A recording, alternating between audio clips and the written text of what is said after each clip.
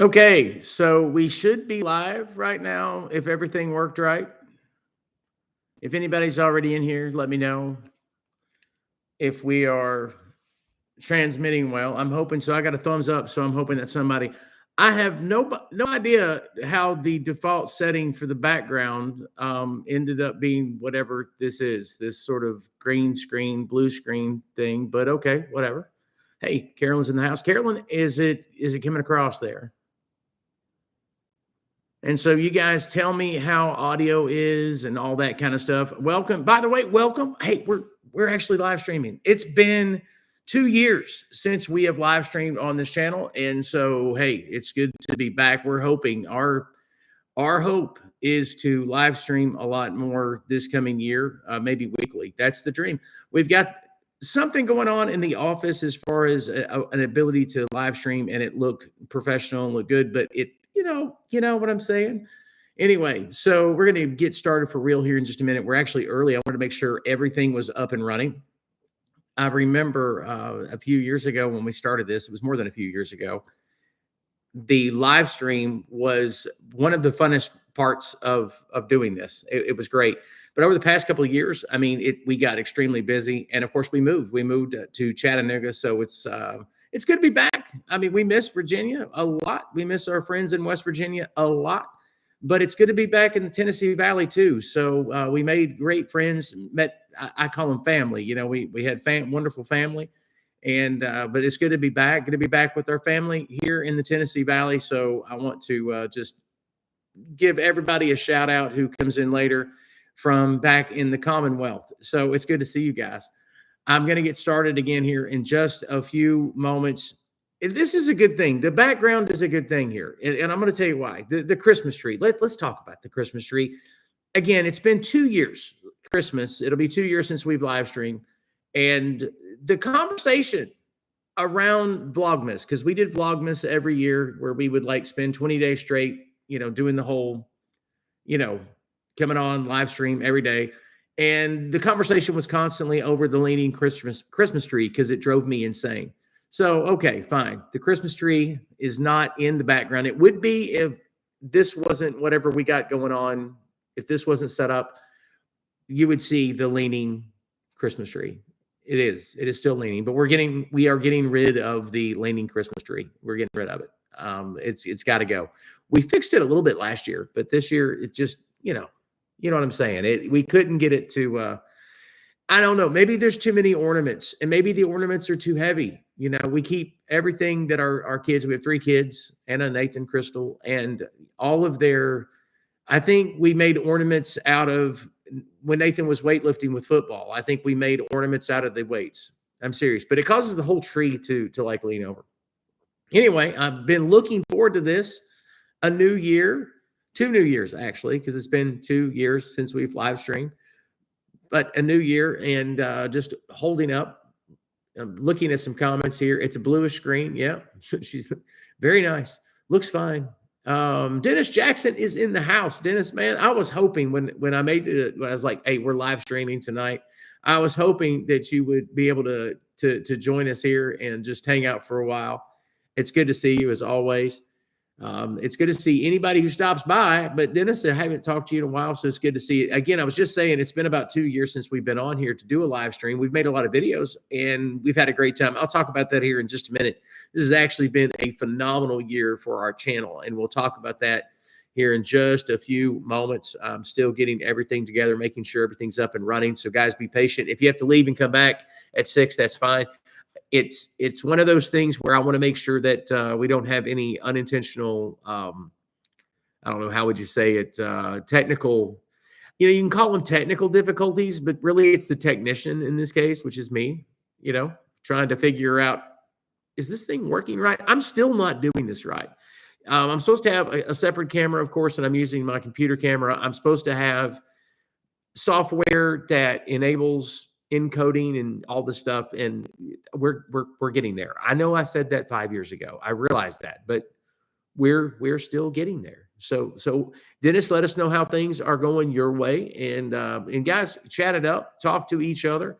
I was hoping some of our buddies that are friends of the channel who always show up in here, I'm hoping that they get to stop by. That's the problem with scheduling a live stream and not using the encoder and the camera and everything else. Sometimes it's just easier to do it spur of the moment. And of course, I'm still, I'm the executive pastor at Abba's house. And so you never know when the phone's going to ring and you have to bolt and do something else and all that kind of stuff. So I'm always leery about scheduling a live stream, but we're going to try it this year. That is the goal, is to try to schedule live streams and talk about some of the places we visit. That's the main goal, is to, like after you've released a video for the week, is come back on a Thursday or something like that, or Thursday evening, and talk about the video that you released on Tuesday or whatever. And so we've released a lot of videos over the past, I don't know, 2-3 months. We've just bombarding you guys with videos about New England. And that includes, in our case, for this trip, it included Maine. It did not, I was trying to think if it included Massachusetts, but we went through Massachusetts for a second, but we didn't make any videos there. We landed there, but we didn't do anything really there except drive through it. Maine, Vermont, and of course, New Hampshire. And we just, man, we had a great time. Wish I could have taken all of you guys with us. I wanted to live stream while we were there. And this is as good of a time as any to talk about how my wife absolutely abused me while we were in New England. I'm serious. It was insane because she scheduled, we got up at dark 30, like 4:30 every morning, 4:30. And we didn't go to bed sometimes till like 12:30 at night. We literally went all day doing. She planned the whole trip. She did a great job planning. I feel like I have seen everything. I'm just kidding. There's still a lot to see. I love the way that we did that trip because it was like being at a buffet. We got to look at everything. We just didn't spend too much time on any one thing, but we got a good look at an entire region of the U.S., and that was amazing. But she actually did a great job planning. It's just I want to go back and spend a lot more time in those mountains. Most of our videos are in the Appalachian Mountains. I'd say 95%, 90% are somewhere in the Appalachian Mountains. And so to be in the northern division of the Appalachian Mountains, man, that was a treat. It was just awesome. Every sub-range of the Appalachian Mountains, they're unique and amazing. And so being there is no different, where it was truly unique. Those mountains, the White Mountains, are just phenomenal. The Green Mountains remind me a lot of the mountains in West Virginia, but they're unique as well, especially around, I think it's called, I'm trying to think of the name of that mountain right now, and it is slipping my mind. Carolyn said this would happen. It's there in the Green Mountains up above Stowe. It's Smuggler's Notch. That's what it is. Smuggler's Notch. And it is just I was not expecting to see that. So when I put these videos out, be sure you watch them, because you're going to see some, especially if you love mountains. If you're a mountain person, that's why you like our channel or whatever. I think you will love these videos to see just a different thing going on in the Northern Appalachians than down here in the Southern Appalachians. We're going to talk more about that and have a little bit of fun, especially if we can get the chat going. Another thing, as we get a rolling start here into 6 o'clock, that I've learned about making videos on YouTube and trying to do videos and live stream. There's a lot of people think that live streaming hurts your videos, and it's possible that it does. So, because I'm not sure if it's causation, but there might be a correlation between live streaming like this and then turning around and doing releasing a video. It seems like there's a correlation, because our views, when we unintentionally stopped live streaming, our views actually went up. So on our videos, so it was kind of crazy, but I miss this. So I'm glad to be back. I'm glad to be in here with you guys and talk. And there you go. Carolyn put it up there. Smuggler's Notch and J Peak. Excellent.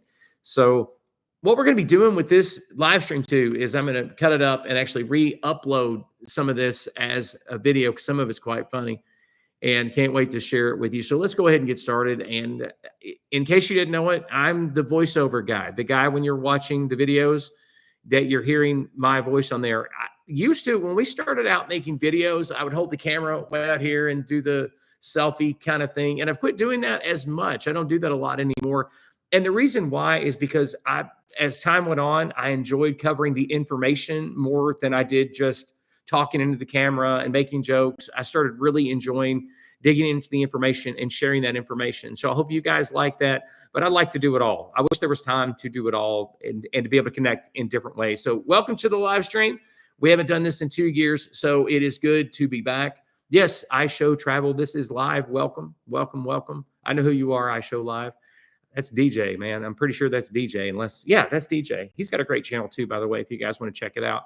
So I've got to go over here to my notes or I will forget. I've got to tell you guys what kind of an amazing year our channel has. I should say it this way. I've got to tell you guys what kind of amazing year our channel has had. It has been absolutely incredible. And I wanted to thank you guys to begin with, is just to say thank you for watching our videos. I can't tell you how grateful I am. Every time you subscribe, or I should say it this way, for those of you who are already subscribed, thank you for sharing the content. Thank you for commenting. Commenting helps. Like when you comment, it tells YouTube to share to other people. Like that tells YouTube you kind of like it at least a little.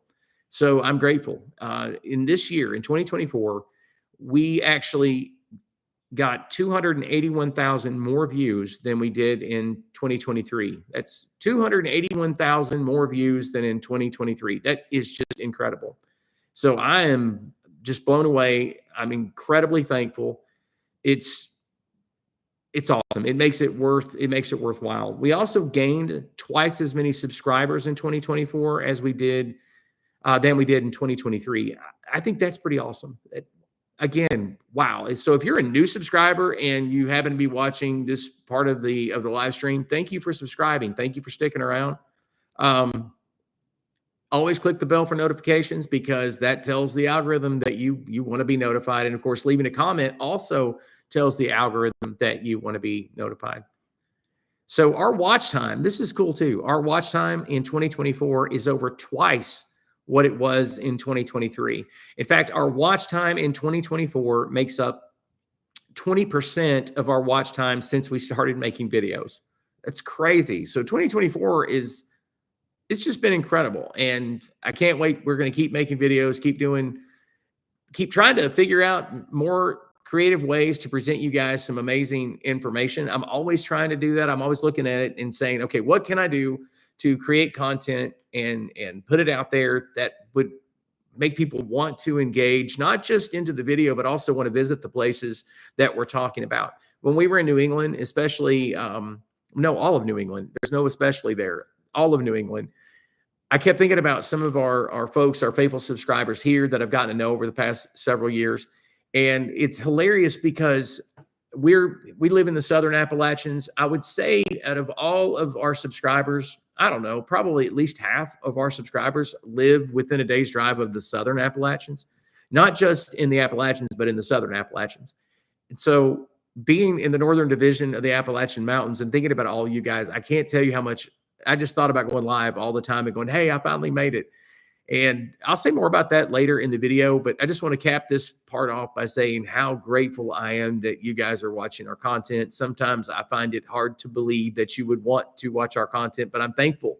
And we're going to keep making videos. I thought about hanging this up last year, and I prayed about it.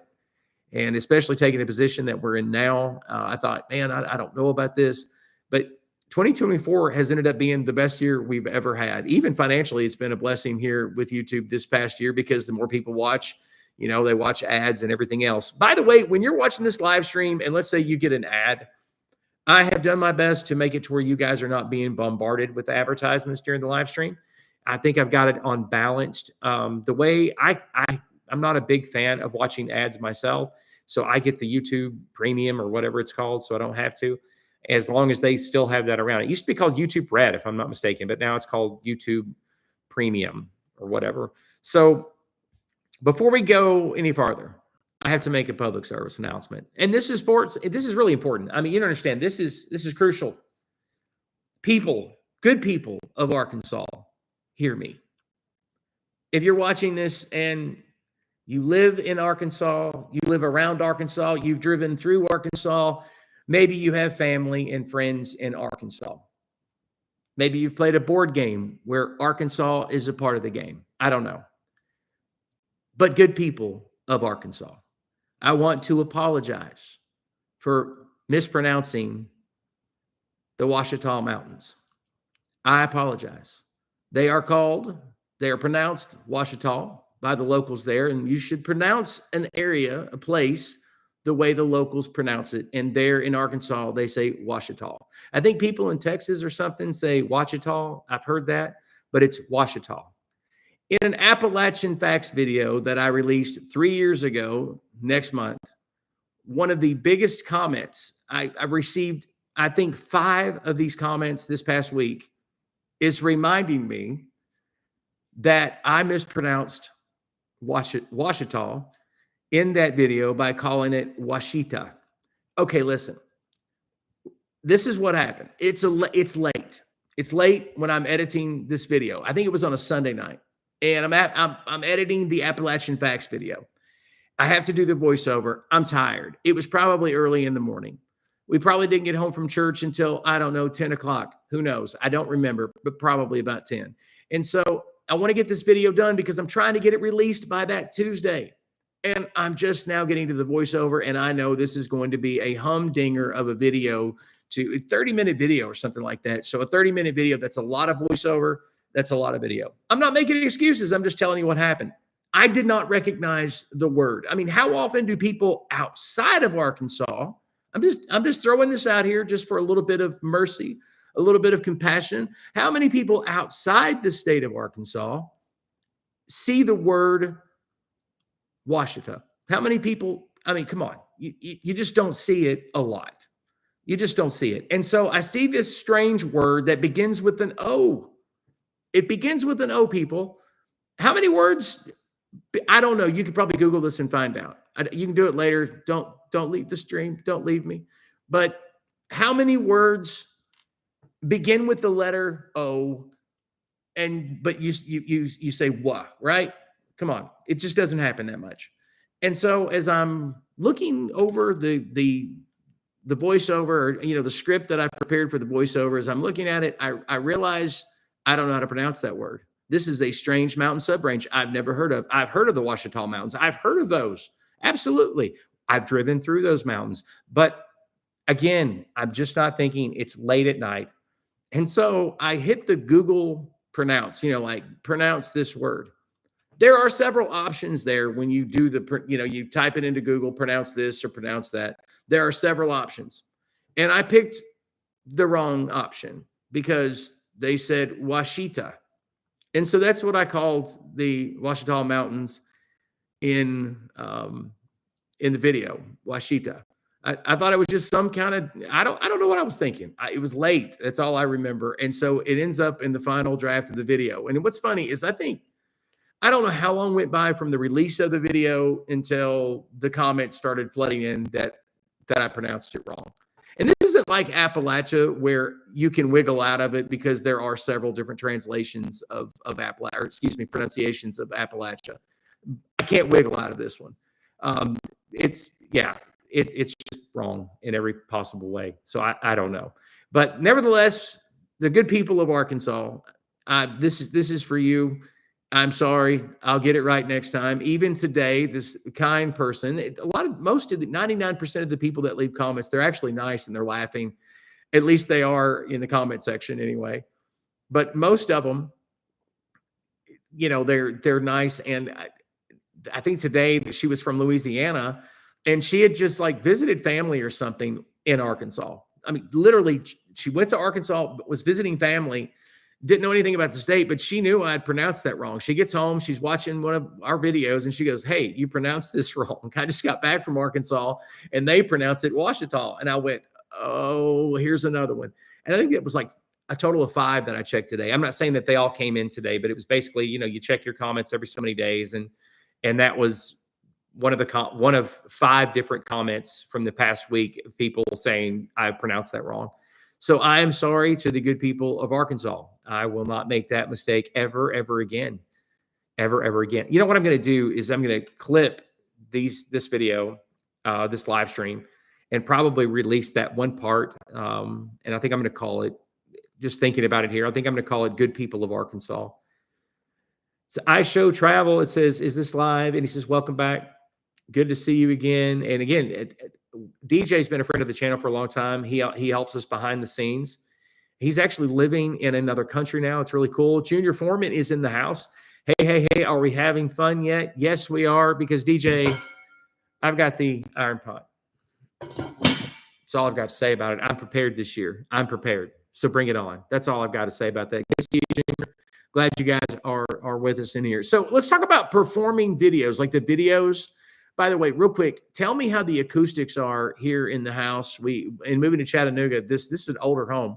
It's like 45 or 50 years old, but it's got this. It's a ranch, yeah, but it's got this big ceiling behind us, and so it feels like everything's echoing. Anyway, so let's talk about this playlist, this New England playlist, real quick. First of all, and again, if you're at the live stream, you get to hear like the truth about all these places that I don't share in the videos. Okay, we try to share all of the best possible things about the places we visit, always. And I'm not going to be ever negative about any place that we visit, even here on the live stream, but it's on the live stream where I'm going to give you the behind the scenes or the scoop about some of these places. Mount Equinox, that video is not killing it right now because I don't know why, but it's not killing it right now. It was a different kind of mountain. I mean, I want you guys to think about this for a minute. It's a private toll road, privately owned by the Carthusian monks. No joke. It's like an order of monks that own this mountain. And the behind the scenes, like what's really happening there, go back and watch the video. If you haven't watched it, I strongly mention, I just saw you. I'm sorry, Strongs. I saw your comment right after I pulled out the iron pot. That is hysterical. Anyway, I went like this, and then here comes Strong Adventure, who he cooks with an iron. Actually, he taught me most of what I know about cooking. Well, it was you and Ian Himba, my Cajun roommate back in the day, taught me most of what I know about cooking out of an iron pot. But that's a running gag on our channel for some time now. Anyway, so Mount Equinox it's owned by the Carthusian monks, and it was given to them by this. I don't know how to describe him. He was a scientist. He worked for he kind of worked down here some too on the Manhattan Project, but the guy was a genius. The guy was a genius. Going all the way back to World War I, he helped invented the American version of biological warfare for us, for our side, gas and all that. I mean, this guy's a pretty intense individual and made more money than you can imagine. I forget how many thousand acres he owned. He owned that whole mountain, and it's a huge mountain. Looks over into the Adirondacks and, of course, into the other mountains there in Vermont, the Green Mountains, and just absolutely beautiful country. But now it's owned by monks. And you can see their little, I don't know, monastery, down the mountain. I'm clicking the zoom button, to see how much of it. I felt bad for doing that, but I mean, they had a sign there, telling everybody where their monastery was. It didn't look like a monastery. I'm just being honest with you. It looked more like a compound. I'm not putting them down. I'm not, but it did. It looked like, I don't know. It was just kind of weird. It's kind of strange, but not in a bad way. I don't know how weird is not a bad way, but I don't mean it ugly. I guess that's what I'm saying. It just didn't look monasterish. Then again, I've never lived in a monastery. I don't know what monasteries, I don't know what they look like. Maybe if you know what a monastery looks like, let us know in the chat. By the way, Roadsides 54 says, hey, Bill. Says, at least you still have it. Yes, I do. Yes, I do. I still have it. And I'm glad you guys are here. I'm so thankful. And Billy's that's actually Strong's Adventure. That's his name. It's good to see you. I was hoping you would be here tonight. I was like, oh, I hope Billy's here tonight. It'd be awesome. I'm looking for Toby to roll in here. I don't know what he's doing tonight. I was in church with him today. I think I was. I didn't see him. I saw him earlier this week at our tradition service, but I didn't see him today, actually. But anyway, so yeah, Mount Equinox is a strange place, but it's a video that's worth your time. Gorgeous scenery. We paid $37 to drive up the mountain. And you can go to the Skyline Drive. And I complained about having to pay for the Skyline Drive. You guys know that. I used to hint around about it all the time in our videos. I used to say, Blue Ridge Parkway is free, Skyline Drive. I'm talking about Skyline Drive in Virginia. And I would say, man, I love it that the Blue Ridge Parkway is free. I'm looking at you, Skyline Drive. I remember saying that in one of our videos, like pointing it out. I think we bought an annual pass every year that was like, I think it's $54 now, maybe. I don't remember. But now, um, having to pay $37 at Mount Equinox was a bit much for me. Billy says, we have been so busy lately, but when I saw you were going live, I had to make time. Well, I'm glad you're here. It's always a pleasure to see you. So stick around if you can. At least that way. Well, Billy, you're my strength in a time of storms. No, I'm kidding. But no, I'm just glad you're sticking around. So Mount Equinox was our first video. The Green Mountains, I also did a video, just a general, I wouldn't call it a facts video, an informative video about the Green Mountains. Looking back, I probably should have made a facts video about the Green Mountains. Here's the thing. I get tired of doing facts videos. I've said that to you guys before. But listen, that's where the views are. I'm serious. You put facts on it. Oh, facts video.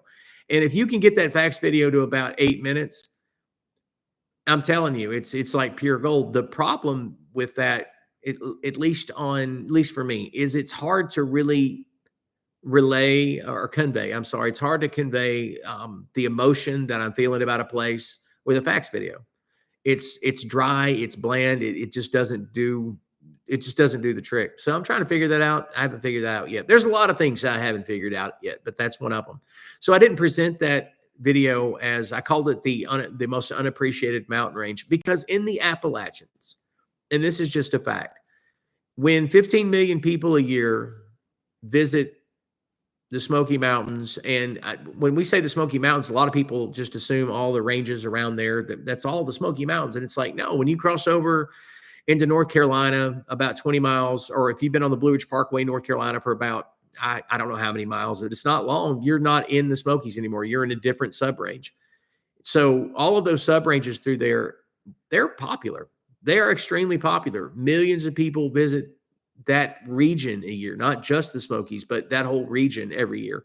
It's probably more than 15 million if we're talking about the whole region. So not a lot of times, the Green Mountains, they only get 3 million visitors a year. And you can blame the winter. You can, because, man, they don't just get snow. They get snow, like Colorado kind of snow. I was blown away by how much snow. I don't know why that blows my mind, but they get snow, like the kind of snow that comes in October and doesn't leave until the next October. I know it's a lot of snow. And it's the same way. From what I can tell, New Hampshire doesn't get as much snow, but Vermont gets a lot of snow. That is going to hurt people coming and going for vacations and whatnot, because people in the South don't need to be allowed to drive in the snow.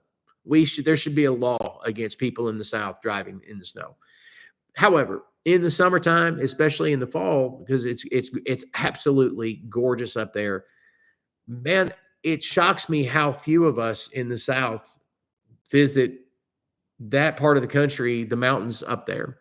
So I called the Green Mountains the most unappreciated mountain range. And between the Green Mountains and the White Mountains in New Hampshire, that's another conversation, because the White Mountains, rightfully so, I might add, they get most of the press. They get about 6 million visitors per year in the White Mountains. That's a lot. That's about, if you think about it, as far as, how far it is away from the rest of the country. I mean, it's close to population centers like New York. But that being said, it's not close to the rest of the U.S. the way the Smokies and that region is centrally located in the eastern part of the United States. So the White Mountains, they kind of dwarf the popularity to the Green Mountains. So between the Green Mountains and the White Mountains, yeah, the Green Mountains, they're just unappreciated. They're unappreciated in the entire Appalachian mountain chain these days. Back in the day, back when mountaineering was becoming, kind of taking its foothold. Get it? See what I did there? Taking its foothold, mountaineering. Anyway, when mountaineering was becoming popular here in the U.S., Vermont was the Green Mountains. People wrote about it. They talked about it a lot. But over the past 50 years, just gradually, the Smoky Mountains have become, in that region, it's just become the most popular area to visit, because there's a real simple reason to figure out why. Half of the country lives within a day's drive of that area. So that tends to drive people, that tends to kind of curve your data a little bit towards the Smoky Mountains in that area. So that video, I'm proud of that video for one reason is we got a lot of video in considering we were only there, I think a total of 3 days or something like that. I think 3.5 days. It just cracks me up. It cracks me up. I'll say this, we're putting out a lot more shorts now than we used to. I've learned that shorts are a great way to attract people to the channel for the first time. And I would say that a part of the reason why we've had a lot of success this year compared to previous years, we're making a lot of shorts. It kind of introduces people to your videos. Billy says, we have been so busy. Oh, that's the same one. My bad. Road size 54. I missed your comment a while ago. You said, where is the leaning Christmas tree? It's actually right behind me. Here's the thing. For some reason, when I hit the live button, I got this blue screen behind me, which I kind of like. I don't know. It's not bad. I don't know how much I'm blurring out. Later, when I do an edit and upload these in segments, or upload this video, but cut it up into segments, I'll probably put some kind of crazy, wacky stuff behind me because that makes a perfect blue screen, doesn't it? I guess. I don't know. Maybe. Speaking of which, one of the videos that's not doing well from the New England playlist, which is shocking me, is the 5 iconic lighthouses in Maine. Anybody watching this, please do me a favor and tell me why nobody's watching that video. It's well made. I think the voiceover is good. I don't know why nobody is watching that video. I don't understand it. It's frustrating. It's not frustrating in the sense that, oh, my feelings are hurt because somebody watched that video. Hey, listen, we only have 17,000 subscribers. Trust me, there are a lot of videos on the channel that nobody watches. So it's not that. It's not an ego thing. It's more like what's different about this video than other videos that do extremely well. I know there's a lot of interest like in the White Mountains. We've made 3 videos about the White Mountains. They are photogenic. And so I can imagine that people click more there because they're more familiar with it. I don't know. It occurred to me that maybe people aren't as into lighthouses. I think they're cool. They look like spaceships. And like people used to live in those things. That's the crazy part. By the way, Violet Johnson says the Blue Ridge Mountains have taken it. Yes, they have taken a hit. When it warms up, I'm going to head over there and see what's up, like what's really happening as it pertains to the Blue Ridge Parkway, as it pertains to the Appalachian Trail. That's something that's coming. Right now, I'm more concerned about getting caught in the weather. Billy at Strong's of Interest says, I don't know. We like lighthouses. I did watch it on the Outside TV, so I could comment. There you go. Or couldn't comment. Sorry, couldn't comment. On the Outside TV. Man, those are becoming more and more popular. With like more and more people want a TV mounted outside. So that's kind of cool. That's kind of cool. Roadside 54 says, I love lighthouses. Listen, I love lighthouses. It used to be a thing. I mean, I used to really, really love lighthouses. Did you know, I can't remember, it might have been Violet Johnson telling me this, but there are more lighthouses. You would think that the Atlantic coast, you would think that Maine would have more lighthouses, but the state with the most lighthouses is Michigan. Who would have thought? Who would have thought? Junior Foreman says, I used to haul windows and doors up into Maine, New Hampshire, and Vermont. It is some of the most beautiful places in the country. I still love living in the foothills of the Appalachians in Ohio. Here's the thing. Those mountains there in Ohio, Carolyn and I used to skirt those mountains when we would take our jaunts over into West Virginia, a couple years ago. And we would get near where you lived. I mean, I would say a few hollers down the road. And we would skirt those. It's actually really beautiful over there. People don't think of Ohio because it's just a slither of those mountains right there at the edge of Ohio, but it's actually very beautiful over there. It's gorgeous. Yeah, the mountains in New England they're different. There's a different thing going on. And again, I allude to this in the Appalachian Facts video that I released 3 years ago that, yeah, I'm able to see your comments, Violet. I am able to see them. It says, I don't think you are able to see my comments. Yes, I am. I most certainly am. But anyway, the mountains there are different. And in the Appalachian Facts video, I talked a little bit about the nature of naming the Appalachian Mountains. I shared the story of that it's not as straightforward as people think. It's not like all of the mountains were connected because of the Appalachian tribe. I think it's Appalachia is how you pronounce that. But we get the word Appalachia from a tribe in Florida where there are no mountains there, and it's all over the place as to whether or not it was sort of an accident calling the mountains up here the Appalachians, and they weren't originally called the Appalachians. There were several names for these mountains really until recent history, until the 19th century. It was slow. And actually, I wouldn't say that officially they were the Appalachians until the 20th century. But as far as finding a defining date where suddenly the mountains we all call the Appalachians today, and in fact, it's still changing. And you guys know this, we've talked about this, where now the Appalachians run all the way into Canada, into the ocean, and Africa, according to some, because geologically A, B, and C happen. So therefore, these other mountains are a part of the Appalachian range too. And again, that's just not the conversation we're having on this channel. It's just not what we're talking about. We're talking about what we can see, the topography of these areas. And so they're not, I love one of the comments on our channel is great. I pinned it on that same video, the Appalachians Facts video. One of those, somebody made a comment. They said they're a geologist and they hated the Appalachian Mountains, but that's where they work. That's where they're assigned. But they hate them because it's a real confusing mess.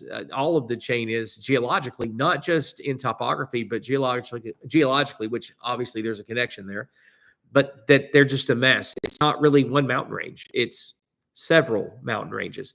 So when you're talking about the northern division of the Appalachian Mountains, obviously there's a problem because they're different. They are very different. And so you get into regionalism at that point. And this is, I guess I could have cut all that stuff out and just talked about this one part. Is for years since making that video. And I made a 10 facts about the Appalachian Mountains when I first started making YouTube videos. And of course I made a second one based on everybody hammering me for the way I was saying Appalachia. And that conversation hasn't died down. And the conversation about what mountain range is the biggest, what mountain sub-range is the best. And again, we're talking about the Appalachian Mountains, so I'm actually referring to sub-ranges and not actual ranges. Welcome, Toby, the Kilted Adventurer. Good to see you. Yes, Bill Marion is doing a live stream. It's been 2 years, but it's good to be back. So regionalism plays into the conversation about mountains all the time. Even before I jumped on here, there was another comment from somebody that was talking about how I had where the Alleghenies ended. They didn't like where I'd said where the Alleghenies ended or whatever. So people take their local mountain ranges seriously. And it's no different in the White Mountains. They take their mountain range seriously. However, the problem is I would call it I hate to use the word values. I hate that because that makes it sound like there's moral implications here. I'm not talking about morals here. I'm talking about, when I talk about values, I'm talking about what we appreciate about mountains, okay? They're all beautiful. I've been to every sub-range in the Appalachian Mountains. They are all amazing. They're all very unique. You should visit all of them, and I'm on my second round and can't wait to see them all again. I love these mountains. They're amazing. That being said, people that live in the Southern Appalachians have grown to appreciate certain qualities about mountains, and people in the Northern Division have learned to appreciate qualities about their mountains. And one of the things that people in the Northern Appalachian Division, what they appreciate about mountains are mountain peaks, how a mountain looks. In fact, and the reason why is because of mountaineering. Mountaineering, and you're going to see this in a video coming up here in a few weeks, but mountaineering is not hiking. Toby and I hike. He has a hiking channel. We hike on this channel a lot. Hiking is, you got a pair of shoes, flip-flops, barefoot, whatever, you go hiking. Okay. Yes, there are some trails that are quite rugged, but you're still hiking. Put on a backpack or not. You can do a through hike on the AT, and you can watch those people when they're doing their through hike, when they're preparing, and then when they're done, they started out with $5,000 worth of equipment, but when they get off the trail and they're done, they finished all 2,000 plus miles or whatever it is. When they have finished with that, most of that expensive equipment is out the door.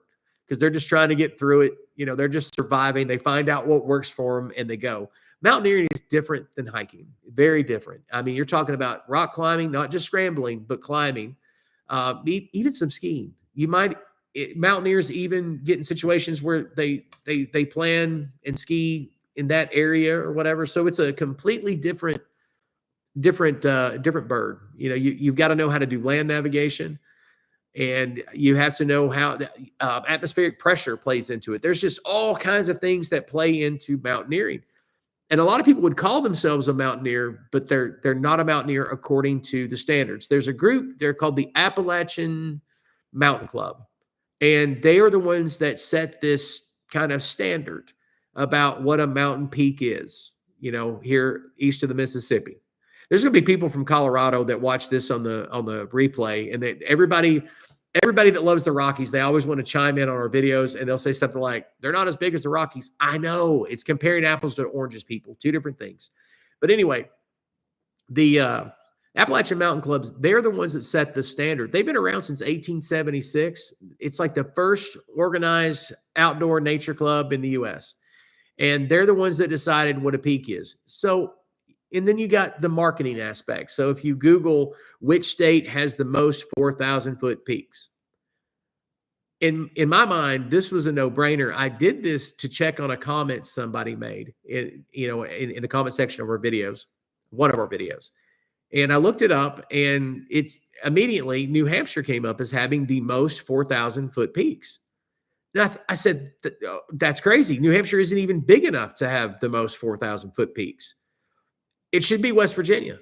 West Virginia has over 100 mountains with an elevation of 4,000 feet, which is, that's just a no-brainer until you get into the whole, what is a peak? So it's a little biased, though. If it's called the Appalachian Mountain Club, but they're out of New Hampshire. Are you following me here? It's just a little, they basically focus on those mountains in New England. That's their focus. And they want a peak. And a peak is all about measuring prominence of a mountain, which I get it. And that's fine. It's really funny in the comment section, though, is the people that will argue with me or argue with each other. That's the funniest one. When I released the one about the White Mountains, Mount Washington, it cracked me up, man. It was just hilarious because of all the bickering that started taking place in the comment section. I called it the most premier mountain range, and it's the White Mountains. Now, premier, there's a trick there in the wording. Premier that's referring to prominence, and it's referring to the most prominent mountain subrange of the Appalachians. The White Mountains are the most prominent mountain range in the Appalachian, meaning they have the most prominence. And I'll talk about what prominence is in that video because I will lose what remainder of those of you guys who are remaining right now in here. I want to keep you, and I don't want to start trying to explain measuring mountain prominence.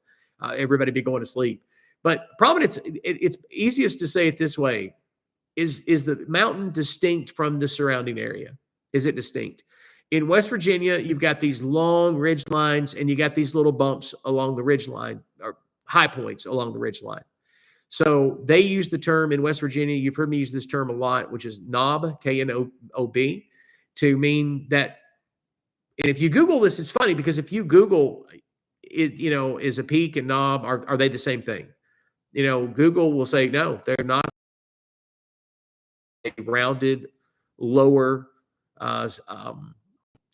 piece of earth, a lower, part of the ground than a peak. A peak is distinctive as a peak, and the White Mountains have peaks. The White Mountains are the only, if you're going through the White Mountains and you're looking up and at the presidential mountain range there, right beside Mount Washington, you would think you're in Colorado for a second. You really would. You really would. But those mountains aren't that high. They're not that high when as far as elevation is concerned. Elevation is how high a mountain is compared to sea level. And those mountains are, 4,000 feet. Mount Washington, 6,000. It's pretty big. Mount Washington is scary because of the weather more than anything else. They get snow, like the Arctic or something. It's nuts. Mark says, hey, good to see you. Mark, always good to see you. Toby is saying no flip-flops. Yes, I have seen people hiking where you and I have hiked even in flip-flops. I know. It's crazy. It's crazy. But they really do.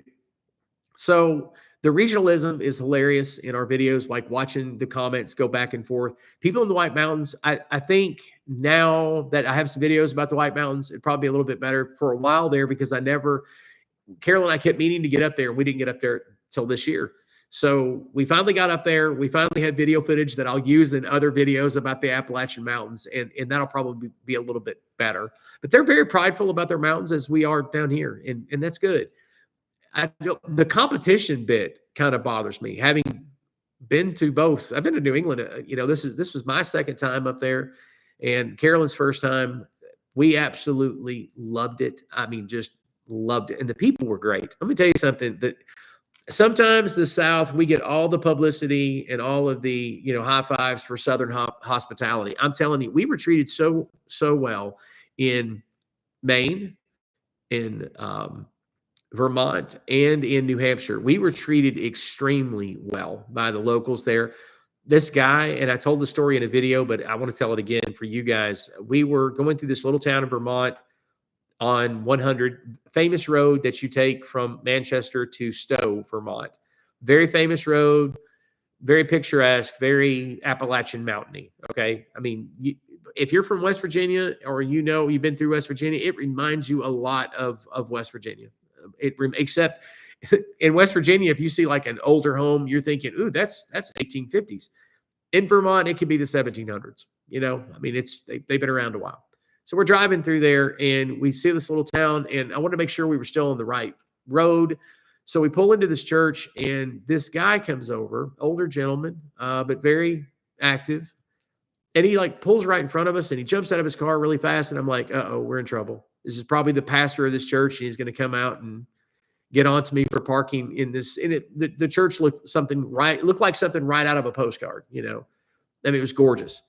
And typical New England kind of church. And again, very, very small town, but vibrant. And he gets out, and he's just falling over himself to help us and talked our head off. He's like the town historian or whatever. So, wow.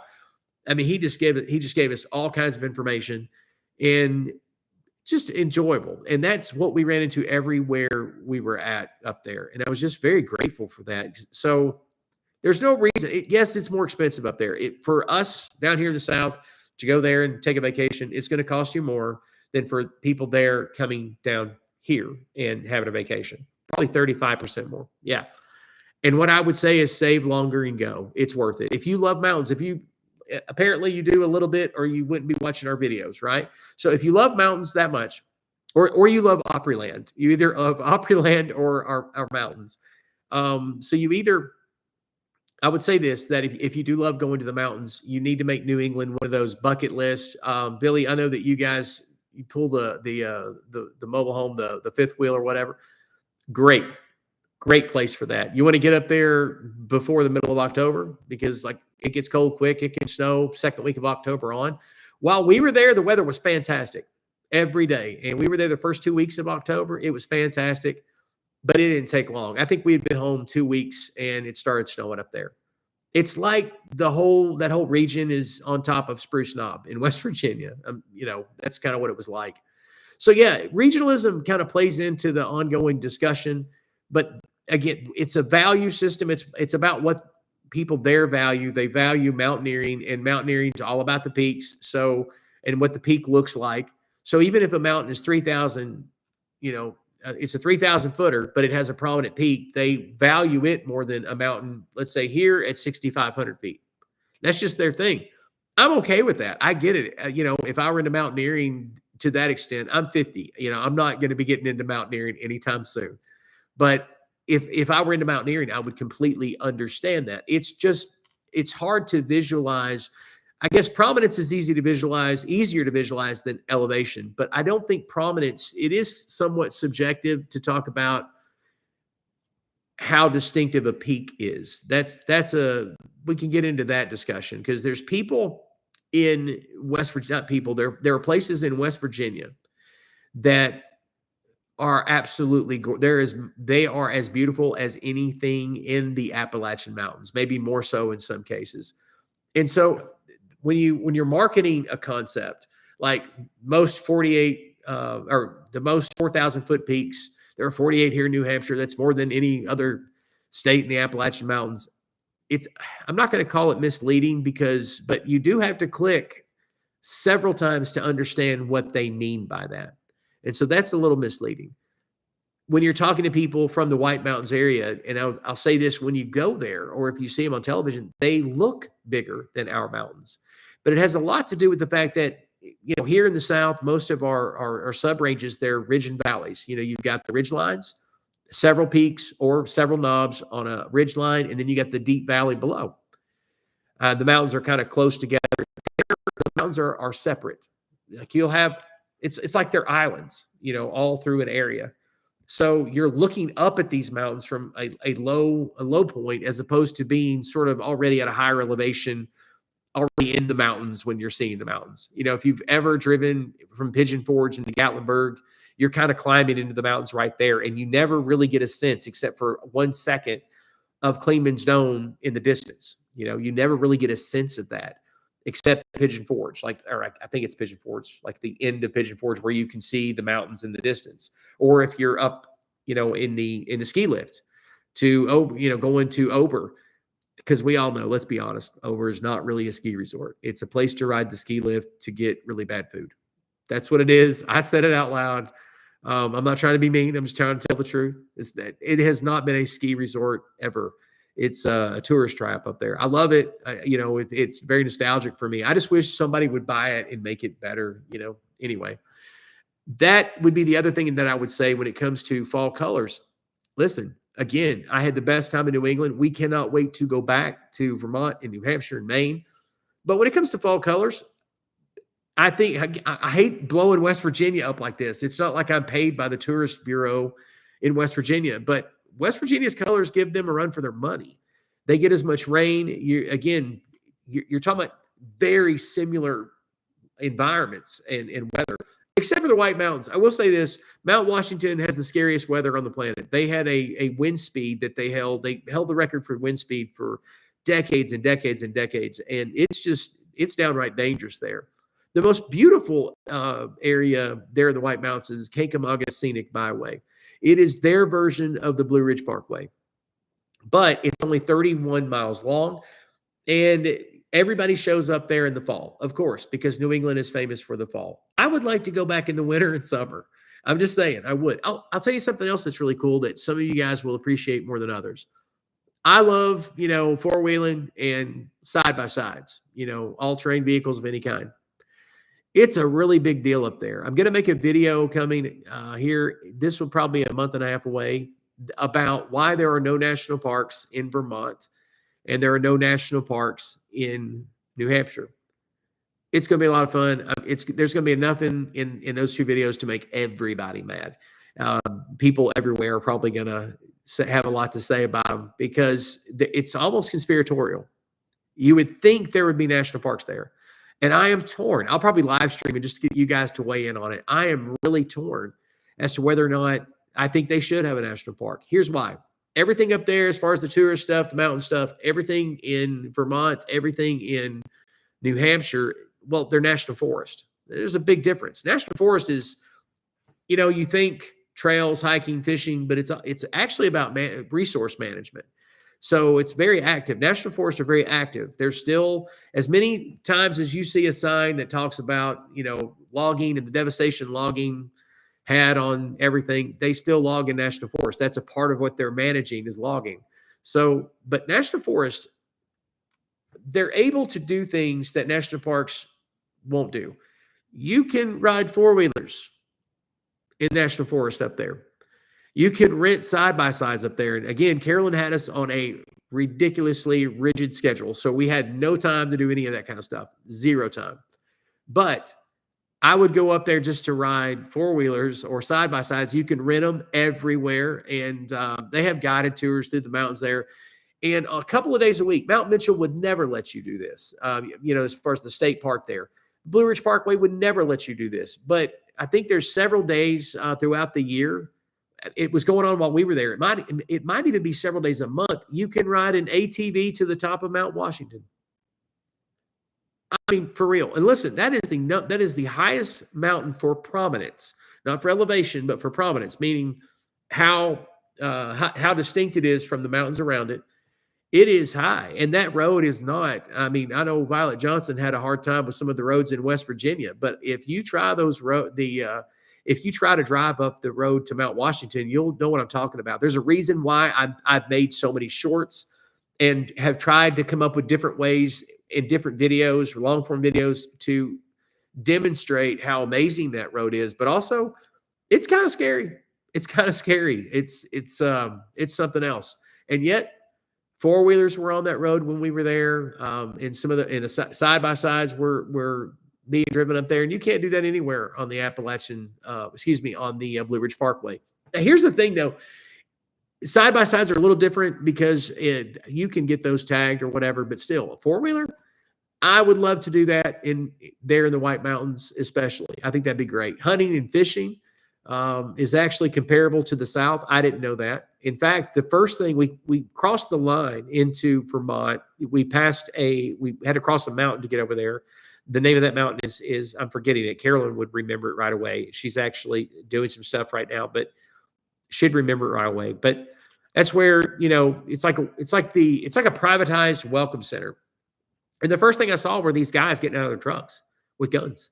And I went, okay, all right. But I knew immediately they were all hunters. I mean, they had the hunting stuff on, but they're all toting and carrying. I'm like, well, all right now. Now it's a party. Okay, I get it. So I'm doing some quick Googling. We had Wi-Fi there.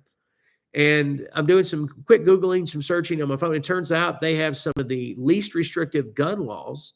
This is Vermont, of course, some of the least restrictive gun laws in the entire nation. Did not know that. So hunting's a big deal. Orvis, if you fly fish or fish, Orvis, their headquarters is in Manchester, Vermont. We didn't even have time for me to stop by, Orvis. I had a chance. Carolyn kept saying, no, we need to stop by, but I was tired and we were going to something else. But outdoor sports, big deal. So all of these areas are worth your time, man. They're worth visiting. I would just plan it for what you enjoy doing, and there will be plenty of it. There will be plenty of it. Again, I wish we would have ridden four-wheelers. I wish we would have done the side-by-side thing, because you can do all that. I won't say around. I haven't scouted it out enough to know exactly where you can take it once you rent these things, where you can go. But it's my understanding that there's just thousands of acres that available for that kind of thing. So it sounds really exciting to me. I'm looking. It was Hogback Mountain, which is what a name for a mountain, by the way. Hogback, ain't no hogging back, girl. Ain't anyway.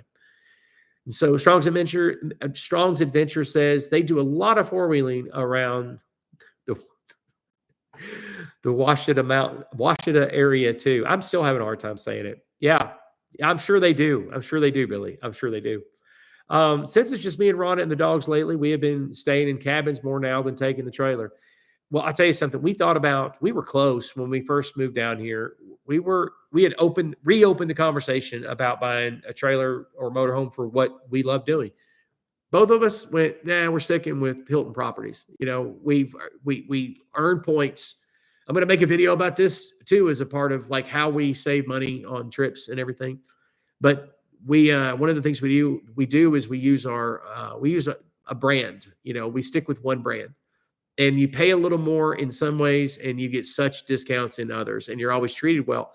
So we made the decision that we would rather stick with what we had as far as hotels, and Hilton Properties, as opposed to getting a trailer and making a payment and then having to you're still having to find a campsite most of the time. Not all the time. Sometimes it's kind of like free range and you can pull over, but I was just like, I'm spoiled. I'm so spoiled. Matter of fact, we ran into this thing up in, we altered our plan while we were in New England. And by the time we were halfway through with our trip, we had earned enough points to get free rooms in advance, so that when we changed plans, we could use the points we had just earned for free rooms. I mean, that's just very, very, very handy. I'll be doing more with, hopefully be doing more with Hilton in the weeks to come, maybe months to come. I'm looking for other comments here. Our colors haven't been that great for about, Mark is from, and I should have said this earlier, Mark. Mark is from Massachusetts. He's from Boston. I felt so bad. We landed in Boston at night. Great flight there, great flight back. And we landed at night, and I remember saying, well, Boston Mark, this is where he's from, you know, but that's all we did. And we drove, I think, 2 hours to our hotel, which was right outside New Hampshire, and so that we could get a jump on the next day. We didn't have Boston planned for this trip. It wasn't on the agenda for this particular trip. Looking for any other comments I may have missed. Maine folks are very hospitable in my experience from many trips. Yeah, I mean, they are. Hogback Mountain, Violet Johnson says, Hogback Mountain is a mountain in southern Vermont. Yes, in the town of Marlborough, Vermont, just north of Vermont Route 9. Its main peak is 2,409 feet, 734 meters. Yes, but what is its prominence? That's what we want to know. What is the prominence of the mountain? So that playlist, the lighthouse, the video about the lighthouses it's not doing well. I don't know why. It's just not killing it like I was hoping it would kill it. But it's not. So I made a short, I think it was last night before last, one or the other. I made a short where I've got all these crazy things going on behind the lighthouses, stars and galaxies and all this. And I'm asking people, what is wrong with this video? You know, what did I do in the video that is telling people not to comment or not to share or whatever? I don't know. I don't have a clue, but it's just sitting there all quietly. So that's a decent video. By the way, I want to say this to you guys too. There's nothing I like better, especially you guys that you're familiar. I know a lot of you guys in here right now. Criticism is not something that I'm ever going to get my feelings hurt over when I know the people and I know they're, you know what I'm saying, where I know them. And it doesn't hurt my feelings if it's from people I don't know either. It depends on the attitude, right? If they're really trying to be helpful or if they're trying to be a jerk. I told you guys a couple of years ago about the one girl who her comment was, you need to show more scenery. We don't want to see your fat, ugly face on the camera all the time. I was like, ow. I was like, geez, I've lost weight. Come on. You know, but for most of the time when it's family and friends giving me concern, I don't always agree. I might hear something and go, okay, I don't know about that. But still, Toby doesn't like it when I go from black and white to color. Or if I use black and white for a section of a video. It used to, I don't know if it does now, but it used to drive him crazy. He'd be like, why do you do that? And there are reasons I won't bore you guys with, but you know, that's just a different, you know, he's a YouTuber as well. He's got a, by the way, let me blow Toby up real quick. And I don't know if he's still in here. DJ, you still in here, man? I'm still calling him DJ. I'm not sure if he's still in here, but let me blow the Kilted Adventure up real quick. The Kilted Adventurers channel, here's the thing. He should be partnered by now. He started his channel right before COVID. And so what happened is COVID really made it difficult to grow a channel, made it difficult for channels to get bigger as well. He continued, he's getting passed up for partnership because he doesn't have 4,000 watch hours in 1 year. That's a lot of watch hours. And that's what it takes to get partnered. And, you know, he's met all the other requirements, but he needs to meet that requirement. So he's doing everything he's supposed to be doing. His videos are getting better and better and better. He's going to great, unique locations. In fact, I'm about to do some research for me and him and pitch some dates for him and somebody else at the church to go on a hiking, camping extravaganza in the winter. I'm really excited about that. So he's got a great channel. And if we could help, if you can spare some time, you have to understand, you can't minimize the screen. You have to watch it apparently, but watch his videos, comment, all that other stuff. And let's help get him partnered in the next 6 months. I don't see why we can't. I think it's possible. And so he's just put out a short about hiking in Western Tennessee. And I watched it. I was like, there's hiking in Western Tennessee. I'm being funny, of course. But because when I think of Western Tennessee, I'm immediately thinking Memphis. And listen, most Tennesseans, we don't claim anything east or anything west of Nashville. We just don't. I'm kidding, West Tennessee. I'm playing. It's a joke. I just had people leave the chat immediately right then. So anyway, I wanted to share just a couple more things with you guys before we call it a night, because it's kind of fascinating to me. The debate continues as far as how to pronounce Appalachia. It continues. And that cracks me up. So there's another video coming about how to pronounce Appalachia. People are still arguing about it. And it just cracks me up. One person said the way I'm saying it in all of my videos is wrong. And they're convinced. Anyway, it's a long story. I'm sure you guys are aware, but another video about pronouncing Appalachia is coming. All right, so I wanted to share with you guys, this is interesting to me, the top performing videos on our channel for 2024. Again, we've had the best year by far. I mean, there's not a single year that's even close to how well this year has been to our channel. It's been phenomenal. One of the videos that, well, the video that really exploded this year is the spookiest road in Great Smoky Mountains National Park. Now, when it comes to comments, the comment section of that video has been both great and also pretty dreary. Here's the thing. I forget how many views it's got right now, but it's a lot. And for the most part, it has been, not for the most part, I would say, generally speaking, it has been wonderful for our channel. It's not the kind of video I normally make on our channel. It isn't. I don't normally get into the eerie and the ghost and goblins and stuff. And I didn't really get into that in that video. When I said spooky, I wasn't meaning like evil ghost kind of thing. It's like Scooby-Doo. That's what I'm talking about. Like campfire stories and silliness, not like really, oh my gosh, scary. That's why I use the word spooky instead of scary. Can anybody agree with me that there's a difference in the word? Maybe there's not a word. Maybe eerie should have been better. And I don't know. It's clickbait. I'm not going to lie about it. It was clickbait. I thought, hey, I wonder if this will work, because I don't normally do that kind of thing. I don't normally. But to be honest with you, when we went out there that day, I could not think of a great video to make about Cades Cove.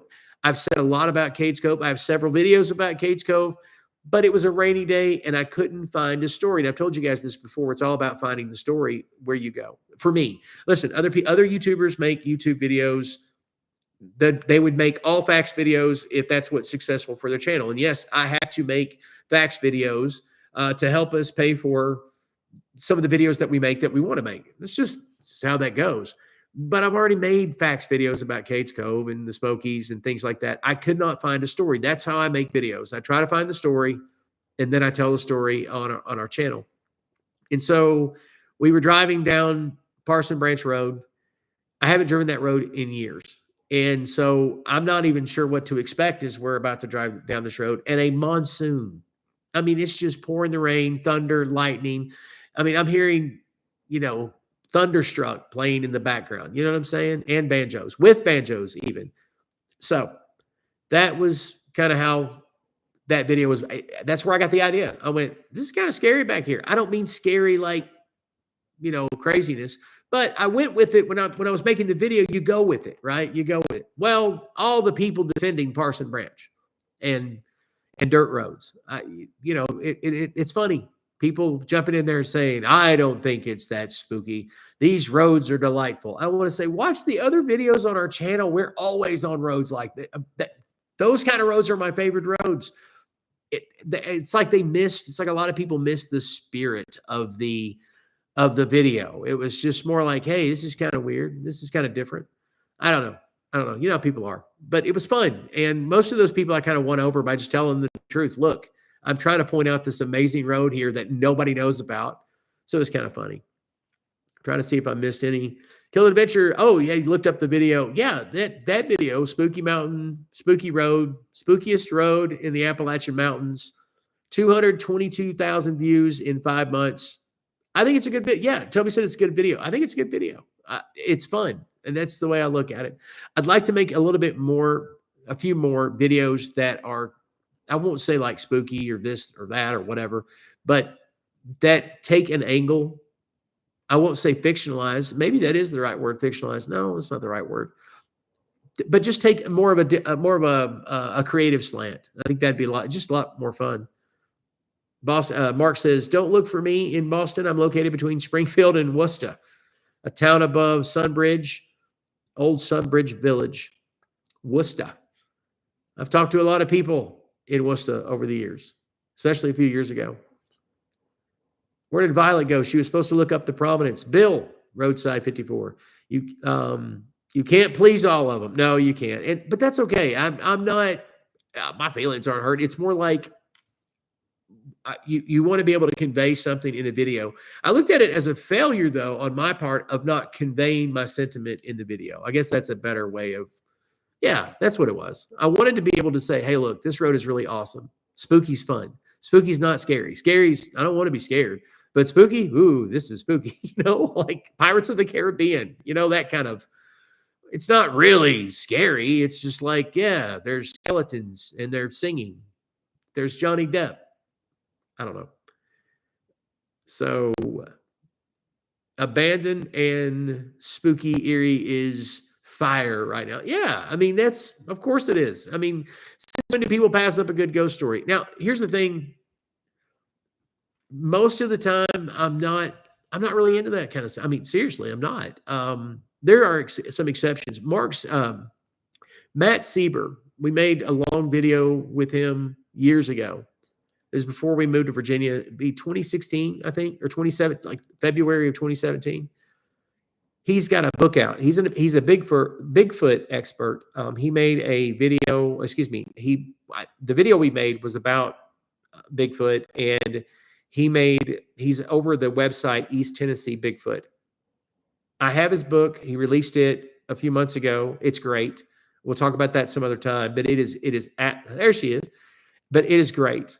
And read it. And what I like about it is how warm it is. He tells a warm story about his family, his grandfather, and just the mountains of East Tennessee. That's what I love more than anything about it. But he knows anything about Tennessee Bigfoot. He's the expert. And so it's not like I gravitate towards that direction, but Matt is a great guy. And we have great conversation. So Junior Foreman says, oh no, not Bigfoot. But here's the thing. A lot of people really love the folklore, the legend of Bigfoot. And so I don't think that it's necessarily, whereas used to, I would run away from things like Bigfoot. I would run away from it. Now, it's not that I'm embracing the belief in Bigfoot. It's just, hey, this is where people see Bigfoot and making that maybe a part of the story. And I'll tell you what's made a comeback, what will make a comeback on our channel this year is, just being honest, UFOs. And again, I'm probably going, good night, Toby. I'll probably make everybody angry and mad, like the last time I've talked about UFOs and whatnot. But it's because of the situation in New Jersey and, well, all across America with these drones being sighted all the time and UFOs being sighted all the time, especially in the mountains.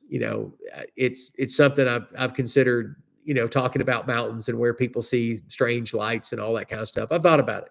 I'm thinking about it. Well, anyway, I've gone about 12 minutes over our normal time. I want to thank you guys so much for watching and joining us in this live stream. It is my endeavor.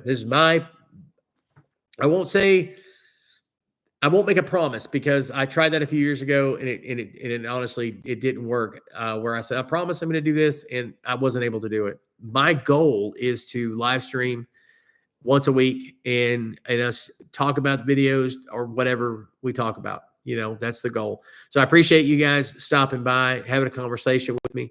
Be blessed. I'll talk to you guys later.